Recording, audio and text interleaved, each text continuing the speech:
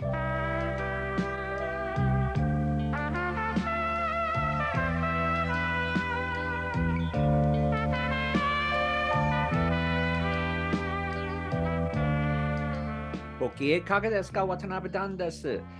we're going to talk about one of those areas that I believe is troubling in the entertainment industry right now. And it's troubling because of some of the ways that it changed in the past 15 or 20 years. And that is the development department. Now, why would I complain about the development department as being one of the primary causes of entertainment industry strife right now? Well, one of the main reasons for that is because somebody in the C-suite, whether it be a Bob Iger, whether it be a David Zaslav, whether it be whoever's taken over NBC Universal, it doesn't matter, because ultimately they cannot be everywhere at once. And an individual project is a very tiny part of the overall process of making a movie or a TV show. So they must rely on the people that they have below them to make sure that the job is done correctly. And I'm going to say that the development department in particular has been remiss in the most recent past. And a lot of this is coming at me not only because of my own observations, but because of many friends who work in post, who work in physical production. And it's clear that one of the main areas where a problem seems to have sprung that nobody is seeming to even make an attempt to fix is the world of development. Now let's start with what development is. Development at its highest and best is the process by which you take a piece of raw material and refine it and massage it, not only to reach the highest and best creative elements within that project, but to make sure it fits with whatever your company wants. And more times than not, you'll find that you're going to get a little bit of pushback from the writer, and that is okay, because sometimes it isn't necessarily the right project for you after all.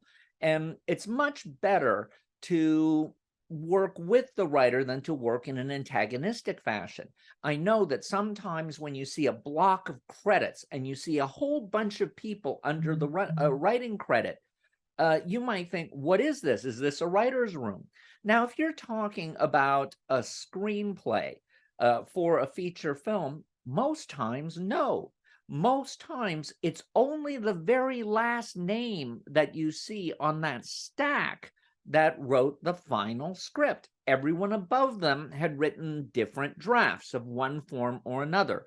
The only exception to that is if you see an ampersand that connects a certain part of the names. Anytime you see an ampersand between names, you know that this was a writing partnership. But if you don't have an ampersand, or you don't, then you know that the person who's at the very bottom wrote the final draft. By the way, that also includes when the very last one is separated from the ones above it by having written out, A-N-D. A-N-D is different from ampersand. Now, when the bigger the stack above the last name, the more likely than not it is that the project has been in what used to be pejoratively termed development hell. And what development hell was that a project would go into the company and it would get notes from various different interested parties. And in the process of that, more and more and more drafts would get written and the project would change, which is why I believe disclosure is 90% of the law. If you're a development exec, you need to tell the writer what is up. So for example, let's say that you have a script that you really love. There's every chance that the script as it came over the transom did not have all of those elements that would make it a perfect project for your company. In fact, more likely than not, it wouldn't fit with exactly what your company needed. And so it would need to be massaged and changed a little bit. Perhaps not as dramatically as Up Close and Personal turned up being, but it would need to go through a certain amount of revisions. And at a certain point, you might find that you have changed sufficiently enough to where your project doesn't have any resemblance to what it was originally supposed to be. And most of the time you're gonna plow through, and the same writer or a subsequent writer will come in there and try to fix it. But this is always a challenge, and this is why you need to have a good development person. You need to have a good development person who understands how storytelling works. What do I mean by how storytelling works? Well, in all honesty, when you're looking at a script, for me, and I'm just going to speak of this from my perspective of having been a development executive, I look at the core reason why I liked this script and felt it was worthy of recommending upstairs. As long as that core is not violated, I think that we can all work together and come up with something that's good. But the moment that that core disappears and you start trying to rearrange the pieces of it, you end up with a Frankenscript. But there's a lot of times when some of the notes that will come through are not necessarily helpful.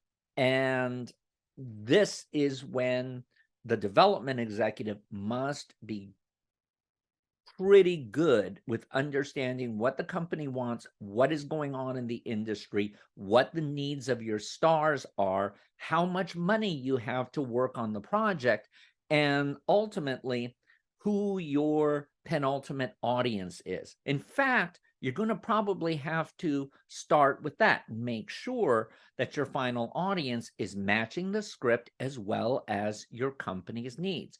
Now, sometimes this is more challenging than others because you will find a script that you absolutely love, but it's not something that fits within your company. But it's close enough to where if you attach the right star to it, let's say, or maybe you have that star already in some kind of a holding deal with your company, that you can get this to work. You can still proceed forward with it. But under no circumstances should you be looking at the script and making it into something where everybody's needs must be addressed. For example, let's say that you have a new vice president coming in and they're trying to make their name on something, and it might not even be in your division. It might be in distribution, or it might be in the marketing division. Maybe you could do this to it, maybe you could do that to it. And as a development executive, you have to be churlish enough to say, I don't agree, let's discuss. Meaning, I'm not going to give in unless you really convince me that there's a reason to do this. And this is something that you probably don't want to involve the writer in if it's internecine. If it's within your company, you have to play that political card properly, and you have to know how to present it. So, for example, let's say that I had a script that came in that seemed uncommercial, and I got a note from someone saying, well, let's say it was a period piece. I probably would never say yes to a period because I know how expensive they are, and then how many landmines you can create whenever you do a period piece. And unless it's something I know really well, I'd rather not go down that road unless I know that we have the right expertise to back it up. But let's say someone comes in and says, well, can't we just do it as a contemporary picture? And I would have to have the wherewithal to say, you know what? If we want to do the same story as a contemporary picture, maybe we should either make an arrangement with the writer to have them do a complete rewrite of it with their their input on how they feel it could be updated, or maybe we should just look for another project that more fits what you want. Because if there's only 7 stories, you're going to be able to find a more contemporary version of that same basic story. But let's say that you really like this writer. Then you do have a discussion with them and see, maybe maybe they're totally open to it. Let's say that the reason it was a period piece is because they were writing something that's based on a novel that's in the public domain, and they were trying to remain faithful to it. Well, then maybe as a development person, you're going to have a discussion with them and talk about other things that have been updated, whether it be West Side Story or Clueless or any number of things. And that might be enough. And the writer might find that that challenge of bringing it up to date is something that could be very, very good for them, and it might even work better for their story, and it had just been something that had not been thought of. Or it would be up to me to go to the distribution or whoever it was that wasn't liking it and say, why do you feel this needs to be updated? Here's the advantages of keeping it as a period piece. And one of the things that Tony Scotti and my bosses used to like a lot was that I would come up with a really corkscrew explanation that would include old Hollywood movies and other trends that were from years ago, tie them in to a modern trend, and give a justification for why the project will work as a period piece today based on these other models. You can't just quote Sunset Boulevard and leave it at that. You have to say why quoting something that was made 70 years ago is relevant to an audience now. And there's a really easy answer to that. Let's say that you were going to say, let's make Sunset Boulevard a type story. You talk about it in terms of, well, our company is trying very much to do a step up in terms of what it's trying to have as a profile. And this is something where we'll have an opportunity to perhaps attract a performer that's a little bit out of our league normally, but now we have a good script, and they've been a while not being on the A team. So perhaps we can use this as a win-win between us and them, especially now, given that agencies can no longer do packages, at least on the writer side. And I bet you it's soon going to be on the actor side as well, that they're not able to do packages. So therefore, the a la carting of all of this is being done within the company. So the former need to buy a package and then just make it is not as strong as it was, let's say, before June 30th, 2022. So it's a big deal that this change has happened, and so the industry is changing. And so you can work it that way. You can see, okay, if we can get this star, then yes, we should go forward with it, and let's just do an option of this and see if we can set it up and talk with them about further rewrites, etc., etc., etc.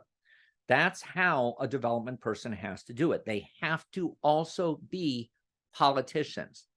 Where I think the development department has now gone completely bonkers is that since the Wall Street invasion, since the development department is no longer staffed with people who really are good at knowing the past of the industry as well as the present, without knowing what makes a good script, because there's a lot of magic involved. Sometimes the thing about a script that makes it great might make it fall out of certain areas of what seem to be competence issues.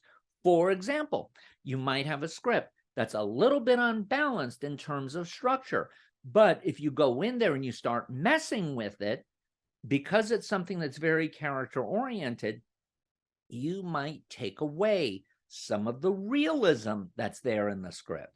And that's why it's important to know the history of the industry, because many times when somebody would give me a note, and it was a note to make something really cliched and really mundane, I would back it out, and they would quote, oh, the Sid Field book says, or whatever book says that this is how. I would say, no, that book isn't God. And the fact that I lived in a foreign country and I could talk about foreign movies, especially from the Far East, where you don't have three-part dramatic structure, I could justify it not necessarily fitting around three-part dramatic structure and still being successful, always tying it back to the US market and things that worked in the US market and have an analog to what's going on today. What's happened is that now you have more Ivy League people coming in who have MBAs and who do not know this material, but do know how to do PowerPoint presentations and how to sum everything up in very neat chunks and kind of present it very nicely. You got a problem, because sometimes that beautiful PowerPoint presentation that has all of the elements in order and sounds like a good business deal isn't a good creative deal. And like Tony Scotti always said, and Sid Vintage would concur, I don't know where he got this. I know it didn't come from him. But when he would say that show business is about the two words, and that the problem with it is that most people will obsess over one of the words and screw up the other. This is an example of what's been going on in Hollywood, where you have the business side being so overwhelming that the show side gets screwed. And what do I mean by that?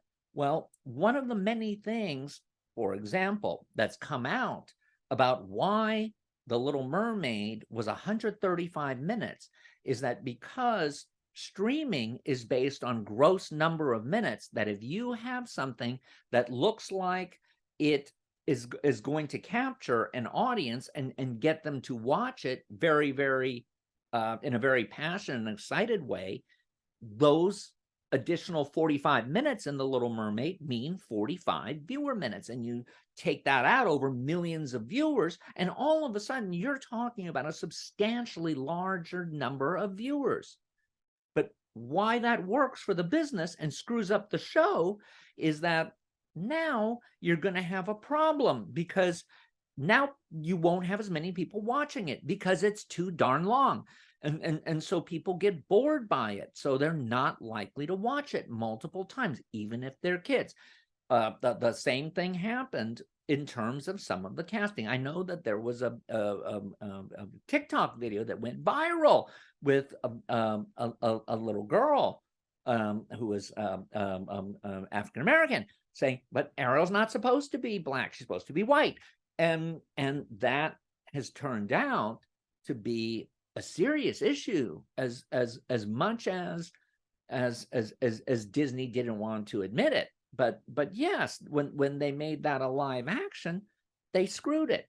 And plus you have the problem with Sebastian and all that. So you had these things that were done for business reasons, for publicity reasons, for all these other things, but weren't necessarily tied to what made the movie better. Now, I know that Halle Berry gave a great performance in this, and this is no knock on her, but I think that the changing of the story, the fact that it was done too dark in order to look fashionable and tie in with whatever the current trend is, that all in bits and pieces took apart what should have been a massive hit and made it something very mediocre. In fact, something that's going to lose money ultimately.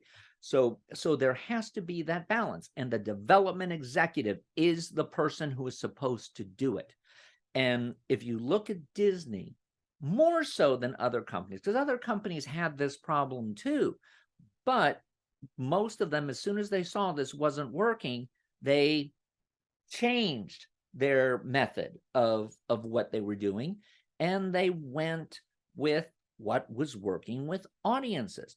But because Bob Iger is a great corporate guy, he's great with corporate strategy, but he's not entrepreneurial. So he knows how to do mergers and acquisitions and make the company bigger. He knows how to put together an empire out of disparate pieces. But in terms of seeing when one of those pieces has started to jump the shark and getting involved and saying, what are we going to do to fix this? He hadn't been that great.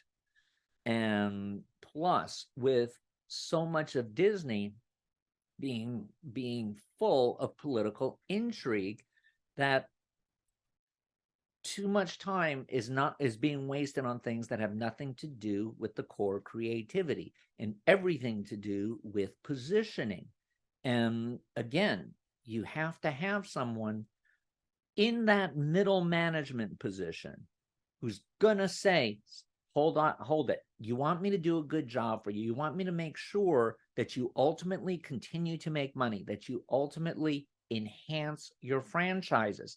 Here's what your core audience wants. Here's what you want to do. Your core audience doesn't like this. Messaging about why your core audience is wrong might make you feel good and might give you an ego boost, but ultimately that core audience isn't going to come. So you won the battle and lost the war.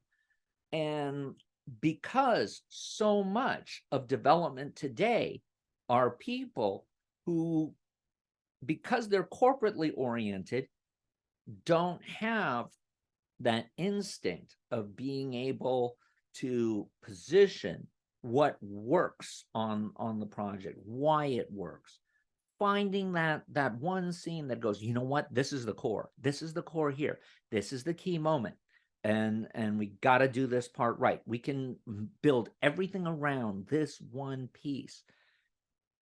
If all you're doing is checking boxes and making sure when you do your weekly report that you're kind of filling in what you think your boss wants as opposed to what will make the company make money, ultimately you're going to talk yourself out of your job. Based on what my friends in post are telling me, this is indeed an issue where people clearly, and I'm talking about development people, not producers, not C-level executives, not C-suite executives. I'm talking about development execs who should know this stuff, that you're looking at the rough assembly and all of a sudden you're giving draft notes, script notes. Why wasn't this done before you started shooting when it was cheaper? Oh, well, you know what? We were pushed for time. That's not an excuse. Your job is to make sure that that you are at least aware of what's in the script. Again, this is where the middle management level is screwing up. I'm still holding the C-suite accountable because ultimately it is their name on this. They are the boss. They're the ones who hired the development department. They're the ones who said it's okay if the development department is also coming from agenting, so they have a bigger loyalty to the agent than they have to you, the studio. That's your fault if you're the CEO and you allowed that to happen. But you do have the right to expect that development person to understand what their job is. Their job isn't to just have lunch. Their job isn't just to go to parties and hang out and network. Yes, you have to do that too, but you must really know the material, why it works, how to fix it. And if you are handed a bad script and said, our company is going to do this because the boss's son or daughter wrote it, you got to figure it out and how to make it work. So for those of you who are looking to be in that middle management position, please be aware it's not all glamour. It's fun. It's fun like you wouldn't believe, but you really do need to know what you're doing, and what you're doing is not being an English teacher in high school. You gotta understand how to generate magic. I got